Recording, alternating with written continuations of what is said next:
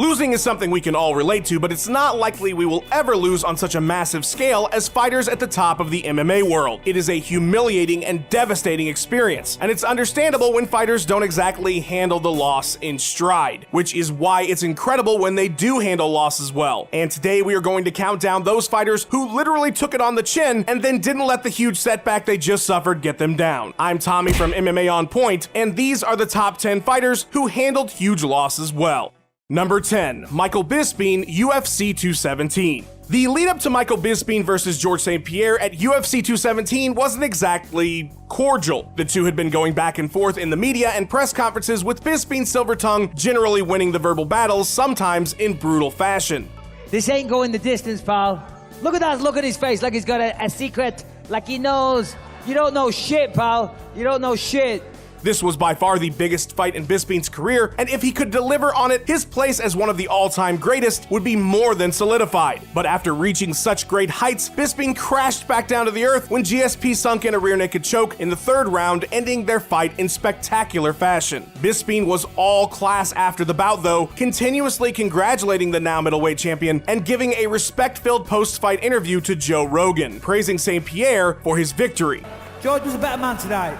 You know, simple as that. No excuses. He beat me. He fucking choked me out. Congratulations. Considering everything that this fight meant for Bisping, it's a great show of character how well he handled the defeat. Number 9, KAZUSHI SAKURABA, Pride 13 Collision Course. KAZUSHI SAKURABA was a legend in Japanese MMA by the year 2000 and a megastar, having won 12 bouts including 4 victories over the legendary Gracie family, earning him the moniker the Gracie Hunter. He even created his own belt since Pride didn't have any at the time, known as the Saku belt, which he wore to the ring in his first ever encounter with Wanderlei Silva. Silva was unbeaten in Pride, and this matchup was massive at the time. Japan's most popular fighter versus his toughest opponent to date. Despite clipping Silva and dropping him early in the fight, SAKURABA would succumb to brutal knees and soccer kicks on the ground in the first round, ending the fight. SAKURABA took serious damage, but after recovering and being worked on by the doctors, arose from his devastating defeat to place his Saku belt around the waist of Wanderlei Silva. And then in a gracious speech afterwards, thanked the crowd and simply said he would be back and accepted a rematch that Wanderlei had offered. SAKURABA took his first real devastating loss like an absolute champ.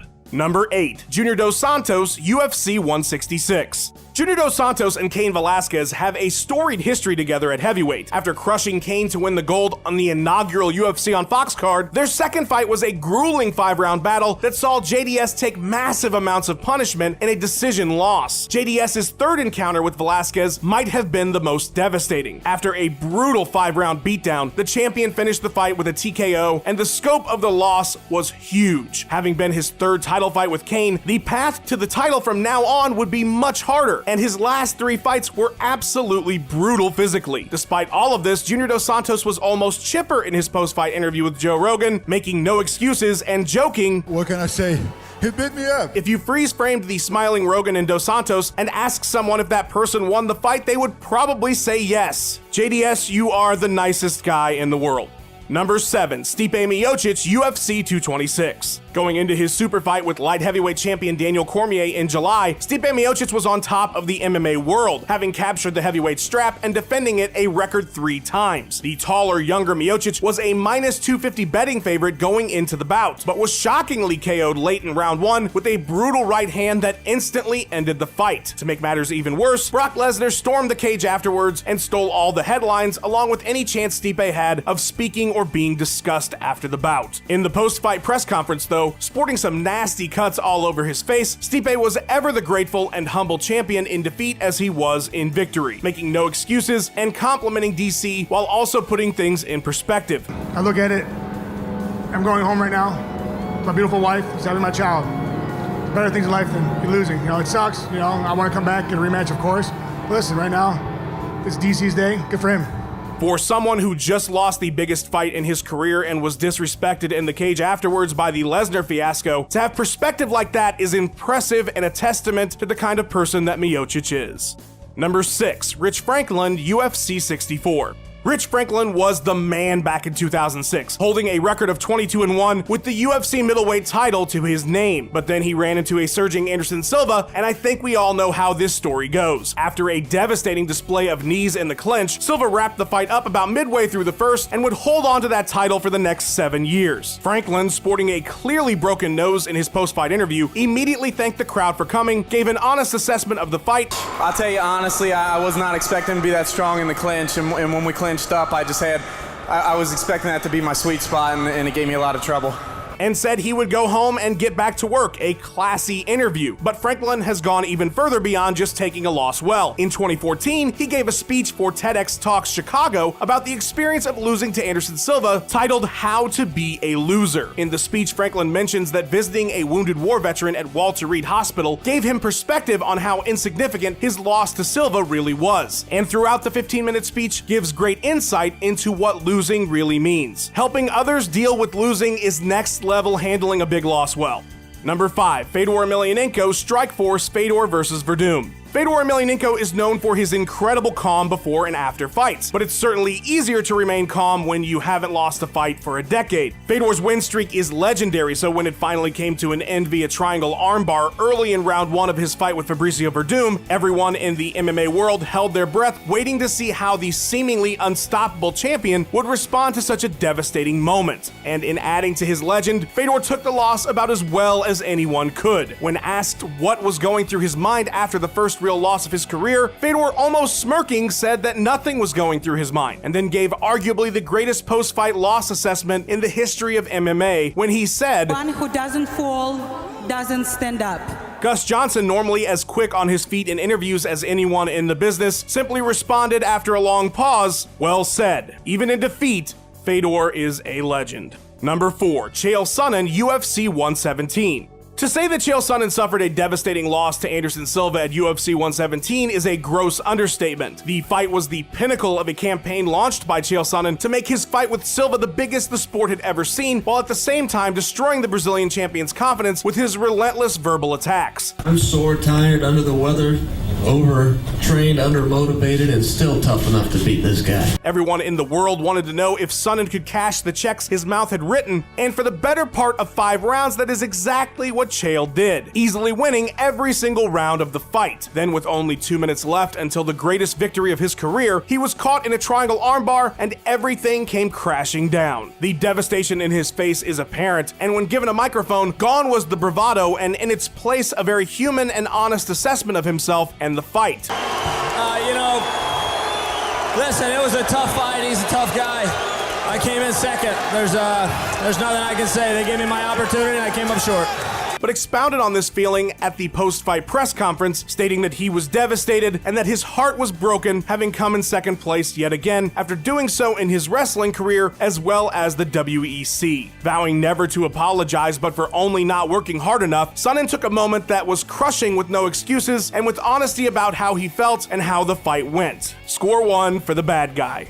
Number 3, Demetrious Johnson, UFC 227. Much like Fedor earlier on our list, Demetrious Johnson has seen heights rarely reached in the MMA world. Going into his rematch with Henry Cejudo, Johnson was officially the winningest UFC champion in history with 11 title defenses, and when winning is a real habit, it's always interesting to see how that type of person can take a setback. Not only did Johnson lose his title to Henry Cejudo at UFC 227, he lost via a very close split decision, you could argue DJ won, and he missed out on a super fight with TJ Dillashaw, a fight that Johnson stood in the cage and listened to Cejudo call for immediately after beating him. But in the post-fight interview as well as the post-fight press conference, there was absolutely nothing about Johnson's demeanor or words that seemed to hold any bitterness. In fact, he almost seemed upbeat. Like Stipe before him, Johnson mentioned his excitement about going home to his wife and children, and at the presser, DJ simply explained, losing happens. Every great champion loses. I've lost before. When I fight Dom, I lose in the gym, so I'm fine. You got the sense that Johnson saw this simply as part of a much longer game, and that the loss ultimately meant nothing for his future. An incredible attitude to have after a loss. MMA needs more fighters like Mighty Mouse.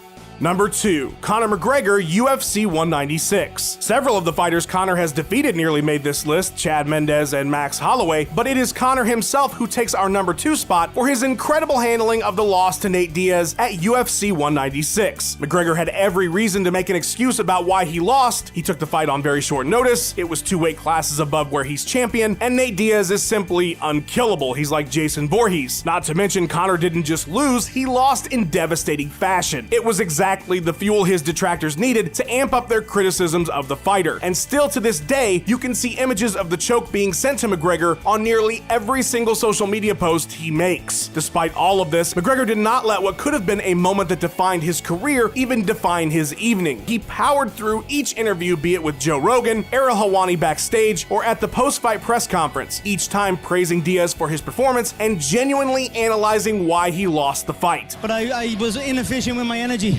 But I'm humble in victory or defeat. I respect Nate, he came in. He took the fight on short notice, came in at 170 and done the job. No excuses were made, just Conor taking an honest look at himself and what he did wrong to lose the fight and what he must do in the future. It was a side of McGregor that many fans didn't think he even had, given how brash he is in his promotion. But he proved to the world that night he's just as good in a loss as he is in a win. Number 1, Dominick Cruz, UFC 207. There are few moments in mixed martial arts greater or more human than Dominick Cruz's post-fight press conference after UFC 207. The last time Dominick Cruz had lost was almost a decade earlier, and he had battled through 2 career-ending injuries to get back to his place at the top of the UFC's bantamweight division. Unfortunately, after he got there, he was met with a 5-round loss to Cody Garbrandt, his first loss since the Bush administration. Sporting sunglasses at his post-fight press conference, Cruz refused to sit down and set the tone from the very first question that was asked of him. Dominick, obviously a tough night for you tonight. What was tough about it? Walking away with the loss, of course. Loss is part of life. If you don't have loss, you don't grow. This isn't tough, this is life. Making honest and real observations about himself, the fight, fighting in general, and life, Cruz embodies what it means to take a huge loss well. And this press conference more closely resembles a lecture from a great philosopher than it does an interview with someone who just got beat up. It's incredible how clear-headed Cruz is after this loss regarding what happened in the fight and what losing means in the greater scheme of life. It truly needs to be seen to do it justice, but there has been no greater response to a loss in mixed martial arts than Dominick Cruz on that night. Thanks for watching. Please give us a like and subscribe. We've got 3 videos or more for you every single week. Were there any fighters you thought handled losses just as well? Let us know in the comments below. Be sure to follow On Point MMA on Twitter and have yourself a wonderful day. I must say, what an incredible card. I'm still buzzing from how great that was. And how good does Tyron Woodley look now? To look to be a giant across the cage from him, but Woodley took the fight into his own hands and surprised everyone with a Darce choke of all things to win it. I can't imagine anyone